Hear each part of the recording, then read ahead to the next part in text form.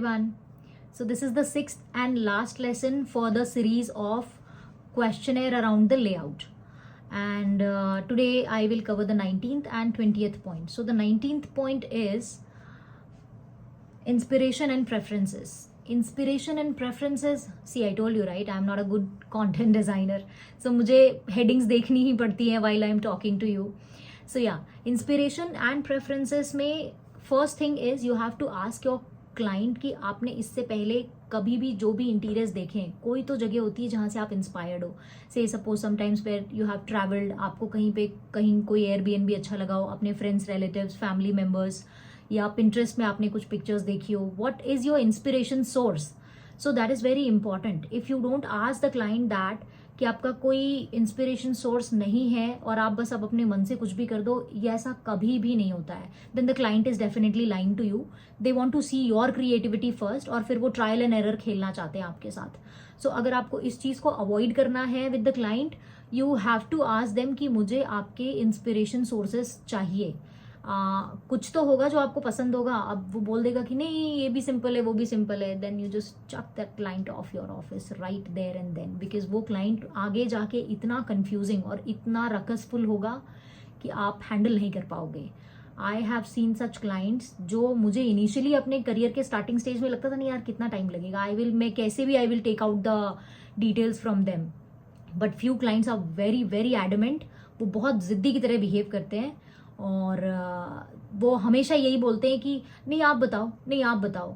तो हम तो डिजाइनर है ब्रो, हम 5 लाख से लेके 50 करोड़ में भी एक बेडरूम डिजाइन कर सकते हैं, आप करा सकते हो क्या?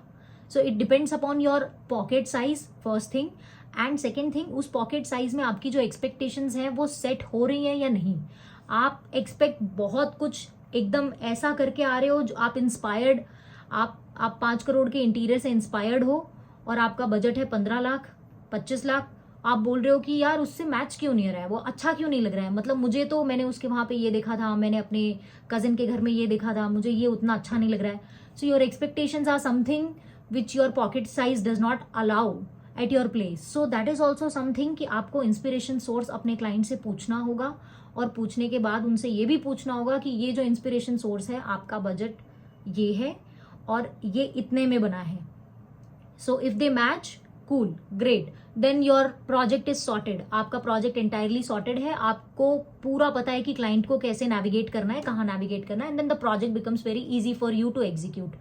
बट अगर आपका बजट ये है और क्लाइंट का एक्सपेक्टेशन ये है, सो ये कैसे ट्रैवल करोगे ये गैप? कितना भी क्रिएटिव होगे, there are few things that you buy from money only, right? You cannot buy Mercedes in the price of Honda. अब मतलब बहुत कॉमन सेंस है ना ये तो. But few clients are like that कि नहीं नॉक ऑफ्स भी चलेंगे. तो नॉक ऑफ तो आपको चलेगा, बट एज अ डिजाइनर हमें पता है कि किसी चीज का नॉक ऑफ अगर बनाओ तो कितना थूक पॉलिश दिखता है. So let the designer be more creative and you as a designer also pitch in the conversation. और क्लाइंट को ये एक्सप्लेन करना चाहिए हम लोगों को, या मतलब आई मीन आप लोगों को, whom so ever is watching, मैं तो सीधे भगा देती हूँ. So which is not suppose to be practised.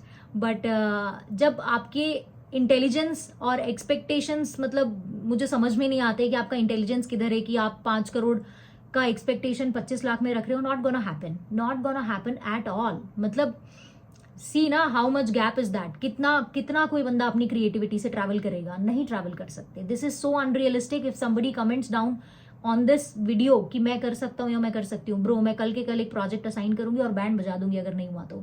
So don't write down any shady shit about this, क्योंकि ये मैंने बहुत देखा है मार्केट में. So nobody can contest on this topic with me. So because I have worked in both the worlds, like projects बहुत cream level पे भी और बहुत मतलब इकोनॉमिक लेवल पे भी. सो डिफरेंस बहुत होता है उनमें. बजट का डिफरेंस जो क्रिएट करता है ना, that is a lot of difference.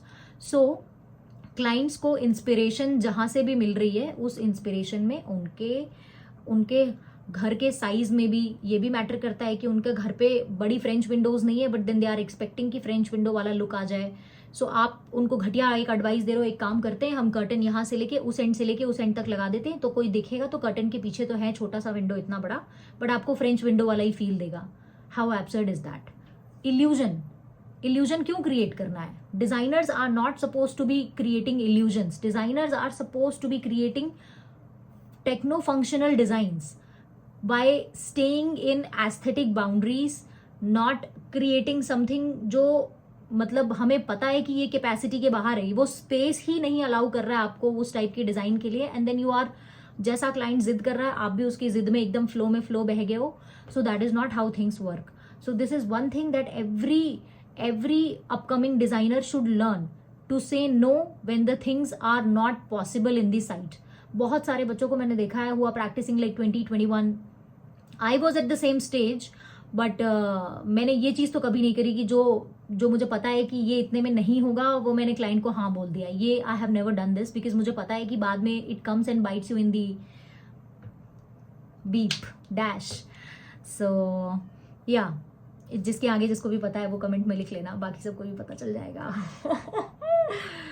So yes, inspiration source इसलिए भी इम्पॉर्टेंट है कि वो उनके जगह से मैच हो रहा है या नहीं, उनके बजट से मैच हो रहा है या नहीं, उनके लाइफस्टाइल से मैच हो रहा है या नहीं, और करंटली वो जिस घर पे रहते हैं और जो वो सोच रहे हैं कि मुझे ऐसे रहना है, उनके लाइफस्टाइल में कितनी चेंजेस लानी होंगी उन चीज़ों को एकोमोडेट करने के लिए, वो भी आपको एजुकेट करना पड़ेगा क्लाइंट को.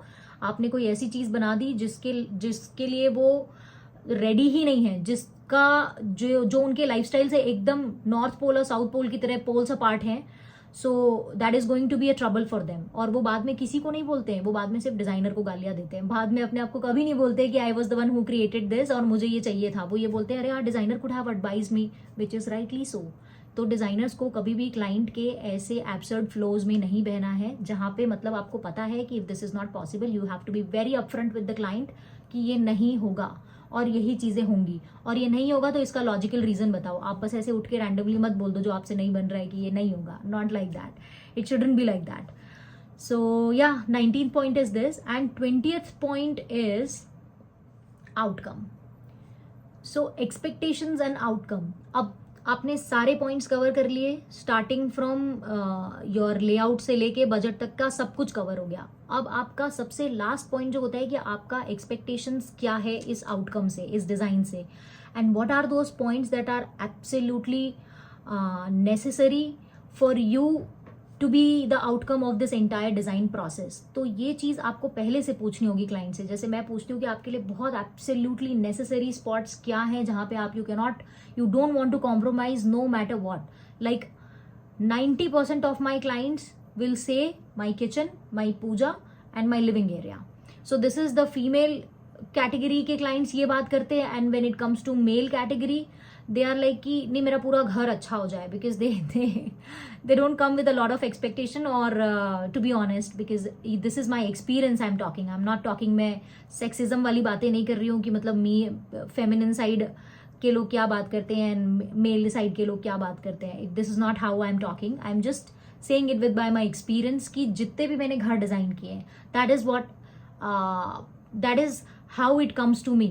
कि because a lot of female, they like to spend their most of the time in the kitchen, in the puja, in the living area, in the common areas, and those who are working, वो हमेशा बोलते हैं कि मतलब आप एक काम करो, मेरा सब कुछ फंक्शनल रहने दो, मतलब I have no focus area. But then it is not like that. Everybody has their own focus area.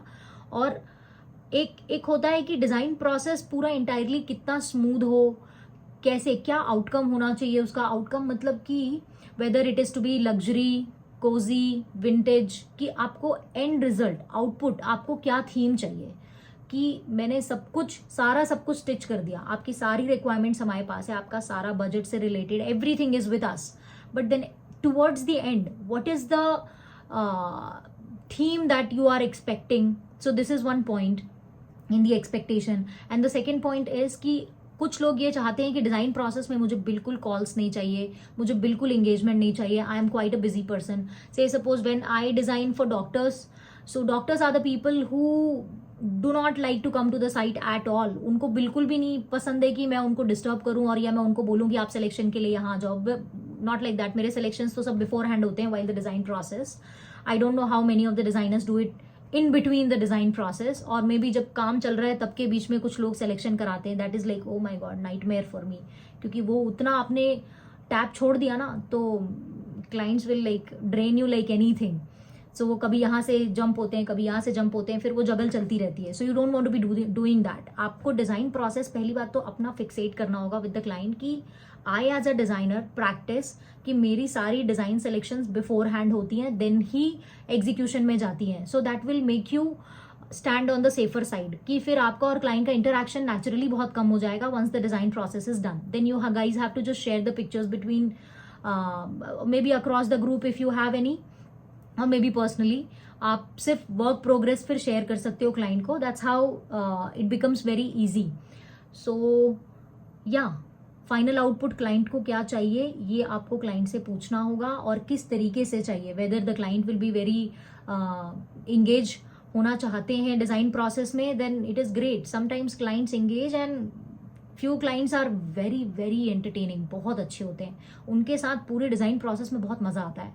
और कुछ क्लाइंट्स ऐसे भी होते हैं जो आपको मतलब एकदम ऐसे निचोड़ देते हैं पूरा, मतलब कि यार अभी मैंने डिज़ाइनर हायर किया है तो I am going to like, वो खाली है तो वो आपको कॉल कर लेंगे कि नहीं मुझे पिछला वाला ये तो अच्छा लगा था but can we sit and talk over here. So ये गैप आप छोड़ो ही मत. आप सारे सिलेक्शंस इसलिए बिफोर हैंड करो. तो ये कंट्रोल तो आप अपने पास ही रखो. अगर क्लाइंट बोलता भी है कि I want to be engaging, then you can say absolutely you can be engaging, but only at the site, come and meet me when I am visiting. और उस विजिट में आपको जो भी पूछना है, we can do the brainstorming even after the things are going around. And if some necessary changes are required, then only allow that, or else if you keep allowing every change that comes from the client, you entertain all the changes that comes from the client, then oh my god, things will go north से south चले जाएंगे, आपको पता भी नहीं चलेगा. So do not entertain such process. And आपको अपना पूरा process client को खुद ही समझाना होगा कि this is my process, this is how we work and this should be fine with you, or do you want me to change my process for your comfort. तो आपको कैलिब्रेशन में लाना होगा. आई मीन आप एकदम client को absurd तरीके से नहीं बोल सकते कि नहीं मैं आपके प्रोसेस में काम ही नहीं करूंगा या काम ही नहीं करूंगी. Doesn't work like that in design industry. You have to be little bit flexible as well. कि अगर क्लाइंट बोलते हैं कि मैं आपसे सिर्फ 2 बार मिलूंगा और 2 बार मिलने के बाद में do my house and without any complain. So कई बार क्या होता है, the people who have practiced for 4 years 5 years they'll not be scared, but जो बच्चे अभी 1 साल पिछले 1.5 साल 2 साल में प्रैक्टिस शुरू किए हैं, they'll be scared कि क्या यार, मतलब अभी how do I manage, कि ये कैसे होगा कि अगर क्लाइंट ने नहीं देखा और बाद में जाके ब्लो अप हो गई चीज़ें. तो so these are the things that you have to take care. You have to make a process, you have to make a group, you have to share the pictures across, and final outcome जो जैसा होगा आपको पहले से ही सब कुछ design में 3D में कई बार क्लाइंट से कंफर्म कराना होगा. Make a good document of it जो आप क्लाइंट से साइन करा के अग्रीमेंट करके just share it across the emails, share it across the WhatsApp, and चाहिए तो हार्ड कॉपी में भी शेयर कर लो. एंड फिर उसके बाद you ask the client any changes you do, you are gonna be charging them. Any changes that happens, it is going to cost you because changes won't be done from the design company, right? ये तो पहले आपने design कर लिया, बाद में अगर आपको चेंजेस दिए, then who will bear the cost? So the cost will be bared by the client. So ये सारे प्रोसेस की जो चीज़ें हैं you have to tell them beforehand, not कि आपने उन्होंने कॉन्ट्रैक्ट साइन कर लिया and then you tell them कि ये भी एक सरप्राइज है, ये भी एक सरप्राइज है. कई बार क्लाइंट्स को पता होता है, कई बार नहीं पता होता है, और कई बार तो पता होते हुए भी क्लाइंट्स क्या है थोड़ा स्क्वीज करने की कोशिश करते हैं. That's human nature which is very natural, which is not good but natural. So for that you have to be very peculiar for the process explanation. And yeah, that is the 20th point. I think I have covered all the points, and all the points are very important. If you see through एक एक point अगर आप समझने की कोशिश करोगे तो आपको पूरे लेआउट में ही अपना डिज़ाइन डेटा मिल जाएगा, और उस डिज़ाइन डेटा को लेके आप जितना स्मूथ डिज़ाइनिंग कर पाओगे, इतनी स्मूथ डिज़ाइनिंग के बाद में there are only less chances कि आपके और क्लाइंट के बीच में कभी फ्रिक्शन होगा. So this will help you to glide and slide through the project in a very smooth manner and have good relation with the client. So yes, I'm going to attach the PDF over here. PDF or document, I don't know, अभी मुझे देखना होगा. While I'm editing, I'll just look over it कि क्या attach कर सकते हैं, and I'll note down all the 20 points in it. Thanks for watching. Love. Bye.